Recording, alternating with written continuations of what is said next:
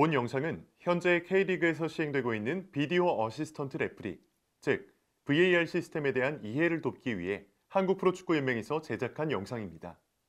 앞으로 약 20분간 VAR 시스템의 개요와 기본 원칙, 절차, 실제 적용된 영상을 바탕으로 여러분의 궁금증을 쉽고 재미있게 풀어드리도록 하겠습니다.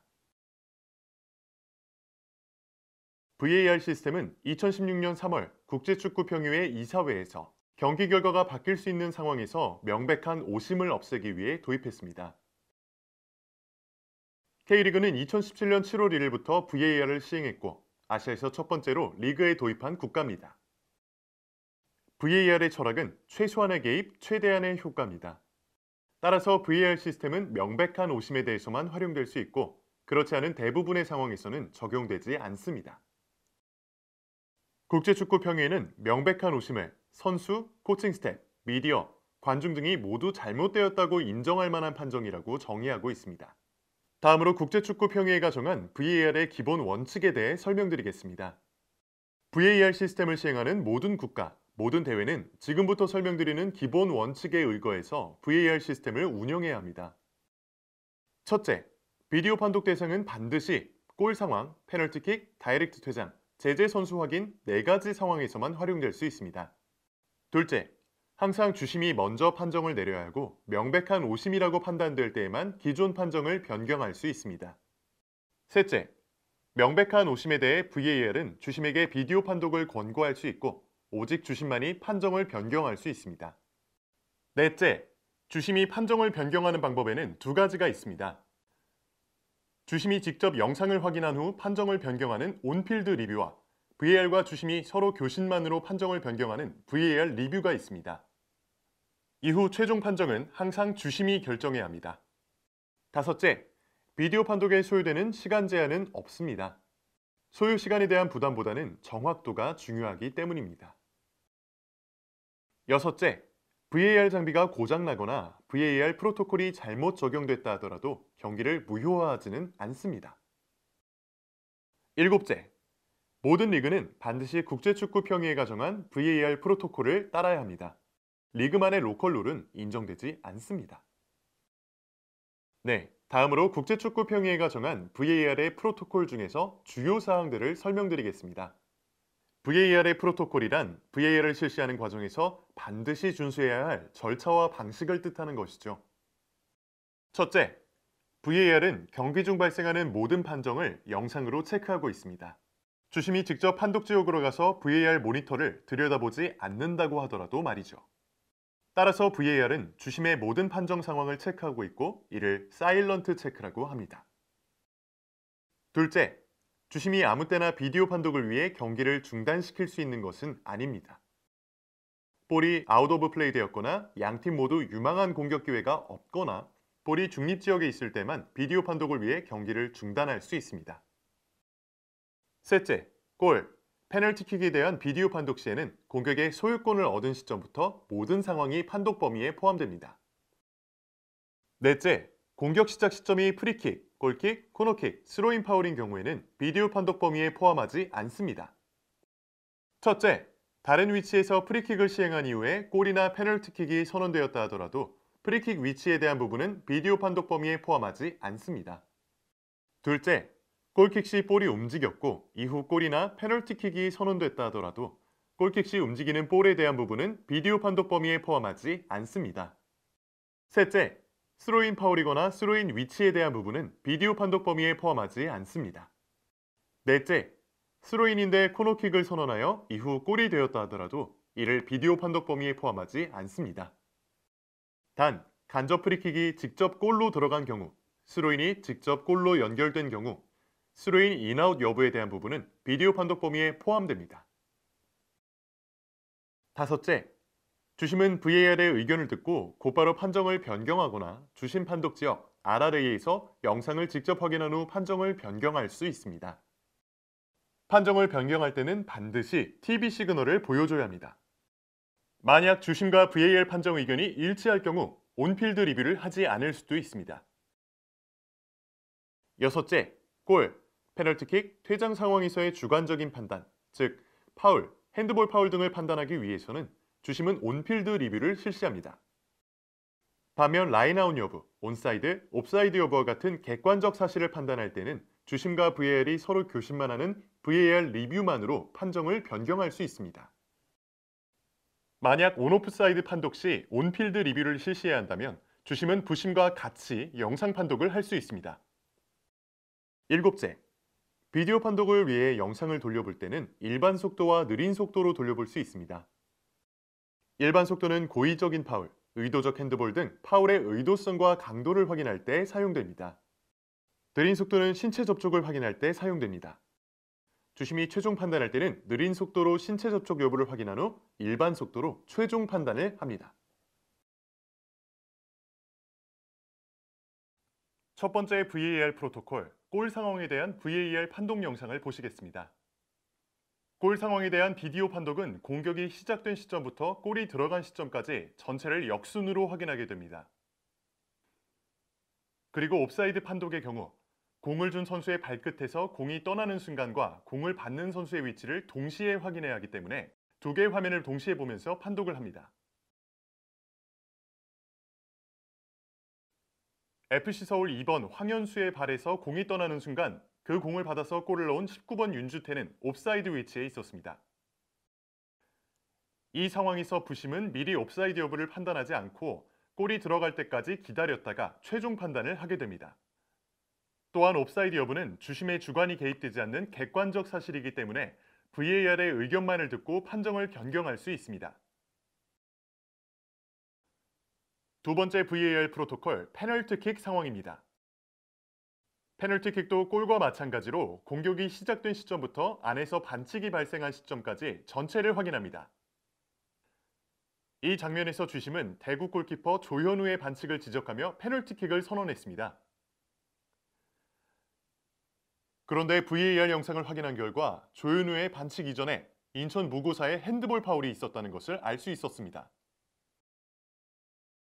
온필드 리뷰를 통해 이 장면을 확인한 주심은 무고사의 핸드볼 파울을 선언하고 페널티킥을 취소했습니다. 세 번째 VAR 프로토콜, 퇴장 상황입니다. 상주 박용지가 쓰러져서 가슴을 부여잡고 있는데 주심의 위치에서는 선수들에 가려 잘 보이지가 않습니다.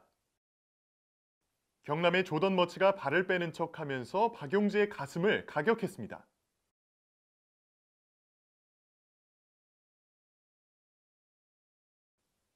주심은 온필드 리뷰 후 조던 머치의 퇴장을 선언하고 페널티킥까지 선언합니다.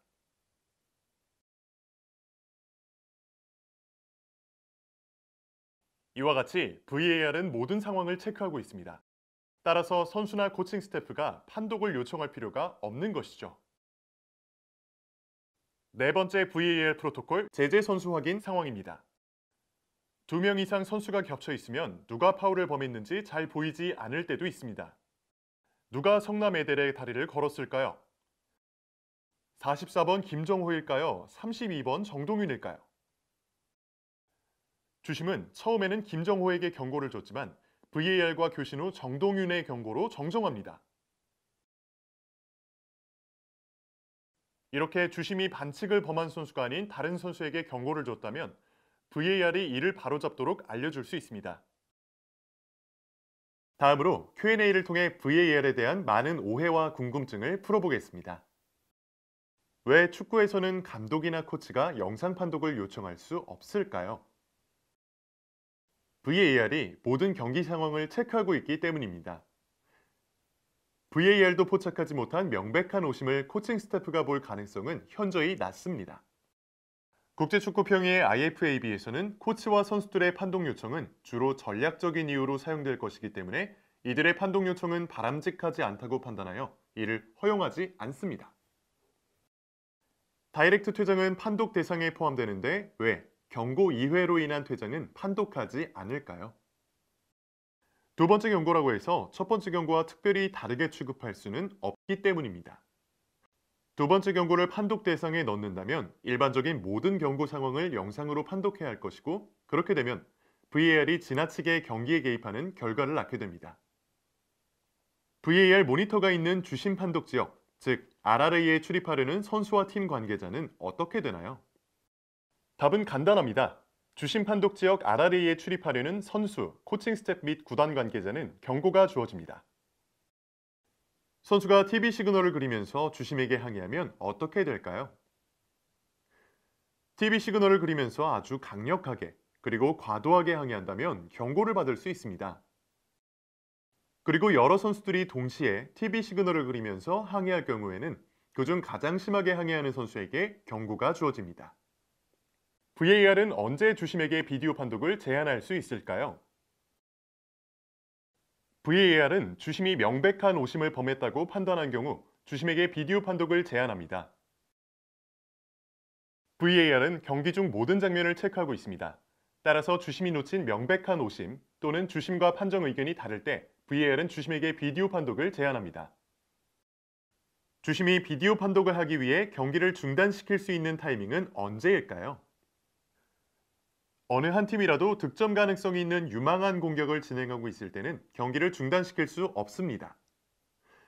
공을 가지고 있는 팀이 중립지역에서 공격적으로 하지 않거나 공이 아웃 오브 플레이 되었을 때 주심은 비디오 판독을 위해 경기를 중단시킬 수 있습니다.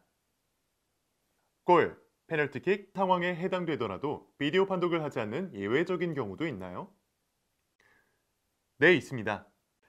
예를 들어 스로인 파울 이후에 골이 들어갔다 하더라도 스로인 파울에 대해서는 비디오 판독을 하지 않습니다. 또한 프리킥이나 골킥은 정지된 상태에서 경기를 재개해야 하는데 공이 움직이는 상황에서 경기가 재개되었다 하더라도 이 장면에 대해서는 비디오 판독을 하진 않습니다. 그럼 프리킥, 스로인 상황에서 비디오 판독을 하는 경우도 있나요? 네, 있습니다. 간접 프리킥 상황에서 직접 골로 들어간 경우, 스로인 인앤아웃 여부, 스로인을 했는데 직접 골로 들어간 경우에 한해서는 비디오 판독을 할 수 있습니다. 주심이 온필드 리뷰를 했는데 경고성 파울이 발견될 경우에는 비디오 판독 결과와 병행해서 경고도 줄 수 있을까요? 네, 가능합니다. 골, 페널티킥, 퇴장 상황을 판독하는 과정에서 명백한 경고 상황이 발생한 경우에는 주심은 경고를 줄 수도 있습니다. 따라서 주심이 퇴장 여부를 위해 온필드 리뷰를 했는데 퇴장은 아니고 경고 대상에 해당된다고 판단될 경우에는 경고를 줄 수도 있겠죠. 또한 골 상황에서 공격수의 명백한 경고성 파울이 발견되었다면 골 취소 이후 해당 공격수에게 경고를 줄 수도 있습니다. 만약 주심이 페널티킥 상황을 그대로 지나쳤고 골킥을 선언했는데 VAR은 페널티킥 상황을 판독 중이었고 경기는 재개됐습니다. 이럴 때 주심은 경기가 재개된 이후 페널티킥 판정을 변경할 수 있나요? 판정을 변경할 수 없습니다. 경기가 재개된 이후에는 골, 페널티킥 상황에 대해서 판정을 변경할 수 없습니다. 단, 난폭한 행위에 의한 다이렉트 퇴장 상황에 대해서는 경기가 재개된 이후라도 해당 선수에게 퇴장을 줄 수 있습니다. 다음으로 옵사이드 관련 질문입니다. 실제로 종종 발생하는 상황이죠. 부심이 옵사이드 깃발을 이미 들었는데 골이 들어간다면? 부심이 옵사이드 깃발을 들었다 하더라도 주심이 휘슬을 불기 전까지 선수들은 무조건 끝까지 플레이해야 합니다. 부심이 옵사이드 깃발을 들더라도 주심이 보기에 옵사이드가 확실치 않다면 주심은 일단 플레이를 진행시킬 것이고 휘슬을 불지 않을 것입니다. 그리고 골이 들어갔다면 그 후에 VAR과 무선 통신을 통해 옵사이드 여부를 확인할 것입니다. 그렇기 때문에 선수들은 무조건 끝까지 플레이를 해야 하는 것이죠. 주심이 경기 종료 휘슬을 이미 불었는데 종료 직전에 승패를 좌우할 수도 있는 명백한 오심이 발생한 것을 VAR이 뒤늦게 알았다면 어떻게 될까요? 일단 VAR은 그 상황을 주심에게 알려야 합니다. 그리고 주심은 자신이 아직 경기장을 벗어나지 않았다면 이에 대한 조치를 취할 수 있습니다. 선수들을 다시 필드에 남아있게 하고 해당 상황에 대한 온필드 리뷰를 진행한 후 VAR 프로토콜 규정에 따라 처리하면 됩니다. 벤치에 있는 선수나 코칭 스태프 및 구단 관계자의 파울 여부를 확인하기 위해 비디오 판독을 할 수도 있을까요? 비디오 판독은 경기장 내의 상황에 적용되는 것이 원칙입니다. 그렇지만 벤치에 있는 선수나 코칭 스태프 및 구단 관계자가 퇴장성 파울을 한 경우에는 비디오 판독을 할 수도 있습니다. 물론 벤치에 있는 선수나 코칭 스태프 그리고 구단 관계자가 필드로 뛰어나와 골을 막아버린 경우에도 사용될 수 있겠죠. A팀에게 골이나 페널티킥이 주어질 상황이 발생했는데도 경기가 그대로 진행되고 반면에 B팀이 역습으로 골을 넣어버린 경우에 비디오 판독은 어떻게 적용될까요? A팀의 골이나 페널티킥 여부를 판독해서 골이나 페널티킥이 맞다면 B팀의 골은 아쉽지만 취소됩니다. 반면 A팀에게 골이나 페널티킥을 줄 상황이 아니었다면 B팀의 골은 그대로 인정되겠죠. 그러니까 선수들은 휘슬을 불기 전까지는 무조건 정상적인 플레이를 해야겠습니다. 페널티킥이 취소되면 해당 상황에서 부과된 경고나 퇴장도 함께 취소되나요? 네, 같이 취소됩니다. 페널티킥이 주어질 때 유망한 공격 기회 저지로 인한 경고나 명백한 득점 기회 저지로 인한 퇴장도 함께 부과됐다면 페널티킥 취소와 함께 경고나 퇴장도 취소됩니다. 페널티킥을 찰 때 다른 선수가 페널티 박스 안에 들어왔는지, 골라인에서 골키퍼가 움직였는지 등을 비디오 판독할 수 있을까요? 네, 할 수 있습니다. 페널티킥을 차는 상황에서 득점 여부에 직접적인 영향을 주는 파울이 있었으면 비디오 판독 적용 대상이 됩니다. 예를 들어 키커가 찬 공을 골키퍼가 막아냈는데 페널티 박스 안으로 들어와 있던 공격수가 골을 넣었다면 비디오 판독이 적용됩니다. 반면 득점 여부와 직접적인 관련이 없었다면 비디오 판독은 하지 않습니다. VAR은 중계방송 영상만 보고 비디오 판독을 하나요? 아닙니다. VAR은 방송사에서 설치한 모든 카메라 영상을 보고 판단합니다. VAR 장비는 전문 장비 기술자가 작동시키며 비디오 판독 시 가장 최적의 카메라 앵글을 찾아 VAR에게 보여주고 VAR은 그중 가장 좋은 앵글의 영상을 주심에게 보여줍니다. 제작사마다 다르지만 K리그1의 경우 12대에서 16대의 카메라를 설치하고 K리그2의 경우 8대에서 12대의 카메라를 설치합니다. 각 경기장의 골라인 카메라는 반드시 설치합니다. 비디오 판독이 진행되는 차량이나 룸에는 누가 들어갈 수 있을까요? VAR과 AVAR, 장비기술자, 심판평가관, 심판행정 담당자만 들어갈 수 있습니다. 선수, 코칭 스텝 및 구단 관계자가 출입하게 되면 벤치에서 퇴장당합니다. 또한 경기 중 VAR과 AVAR, 주심, 부심, 대기심은 다 함께 무선통신기기를 통해 양방향으로 소통할 수 있습니다. 하지만 비디오 판독 시에는 VAR과 주심만 소통할 수 있습니다. 다른 심판들은 듣기만 할 수 있습니다. VAR이 시행되는 경기에 배정되는 심판은 어떠한 자격을 갖춰야 할까요? VAR이 시행되는 경기를 진행하기 위해서는 주심, VAR, AVAR, 장비기술자는 먼저 국제축구평의회의 승인을 받아야 합니다. 주심으로 승인받기 위해서는 이론교육, 영상테스트 및 골, 페널티킥, 퇴장, 제재 선수 확인 상황에 대한 시뮬레이션 훈련을 먼저 진행한 후 고등학생 이상 연습 경기를 3경기 이상 치러야 하고 국제축구평의회는 이 심판의 경기 판정 영상을 확인한 후에 심사를 하여 승인 여부를 결정하게 됩니다. 또 VAR로 승인받기 위해서는 기존 이론교육과 영상테스트, 시뮬레이션 훈련 이외 고등학생 이상 연습 경기 10경기를 치른 후에 국제축구평의회 심사를 통해 승인을 받을 수 있습니다. 이로써 VAR에 대한 오해와 궁금증을 풀어보는 Q&A까지 진행해봤습니다. VAR을 많이 이해하게 되셨나요?